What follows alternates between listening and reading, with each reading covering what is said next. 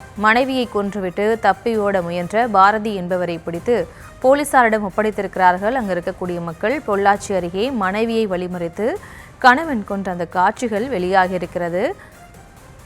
குடும்ப பிரச்சனை காரணமாக கொலை செய்ததாக விசாரணையில் தகவல் கிடைக்கப்பட்டிருக்கிறது. மேலும் இவர்களோடு இணைகிறார் நமது செய்தியாளர் ரவி.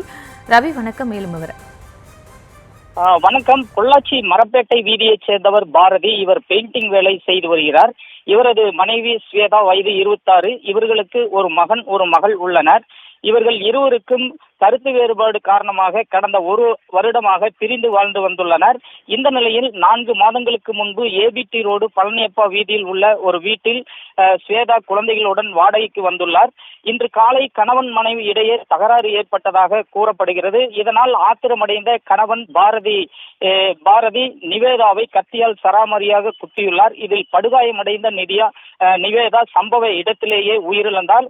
பொதுமக்கள் முன்னிலையிலேயே நடந்த இந்த சம்பவம் பெரும் பரபரப்பை ஏற்படுத்தியது. அப்பகுதி மக்கள் போலீசாருக்கு தகவல் கொடுத்ததை அடுத்து அங்கு விரைந்த கிழக்கு காவல் நிலைய போலீசார் பாரதியை அதே இடத்தில் வைத்து கைது செய்தனர். மேலும் நிவேதாவின் உடலை மீட்டு பிரேத பரிசோதனைக்காக பொள்ளாச்சி அரசு மருத்துவமனைக்கு அனுப்பி வைத்தனர். 10 ஆண்டுகளுக்கு முன்பு இருவரும் திருமணம் செய்து கொண்டதாகவும் 1 ஆண்டாக இருவரும் பிரிந்து வாழ்ந்து வந்ததாகவும் கூறப்படுகிறது. இந்த நிலையில் இன்று நிவேதா பிளாஸ்டிக் பொருள் கடைக்கு வேலைக்கு செல்லும் போது அவரை இருசக்கர வாகனத்தில் வந்த பாரதி வழிமறித்து தகராறில் ஈடுபட்டுள்ளார். அப்பொழுது பின்தொடர்ந்து சென்று அவரை கொலை செய்து போல காட்சிகளும் இது போன்ற வீடியோவும் தற்போது வெளியாகி வெறும் பரபரப்பை ஏற்படுத்தியுள்ளது. இந்த சம்பவம் தற்போது பொள்ளாச்சி பகுதியில் பெரும் பரபரப்பை ஏற்படுத்தியுள்ளது.